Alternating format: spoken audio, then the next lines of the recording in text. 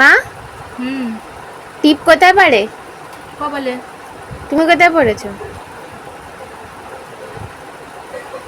ঘাম মুছতে গিয়ে চলে গেছে। দুপুরবেলা আজকে রান্না হয়েছে এই যে এক তাল নিম পাতা ভাজা, নিম পাতার আলু দিয়ে মাখা, এই যে মাছের ডিমের বড়া। ওখানে একটা কি সবজি আছে ওই মানে শশার মতো দেখতে।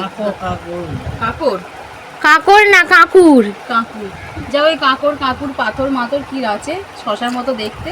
তো এই যে চিংড়ি মাছ দিয়ে করেছি, খেতে নাকি ভালো হয়েছে, এখনও টেস্ট করিনি আমি। আছে এই যে মাছের ঝোল, পাতলা টালটালে একটা ঝোল আলু দিয়ে, এই যে পুরো পাতলা। আর এখানে এই যে একটা ঝাল, এটা মায়ের। আর এই যে আমের চাটনি। তো সর্ষে দিয়েছো, এই জিনিসটাই আমার ভাল লাগে না। একদম পুড়িয়ে ঝুবড়ি করে দিত। এই যে আমের চাটনি। এত সর্ষে দিয়েছো কেন? 5 ফোড়ন দিতে পারতিস ভালো হতো।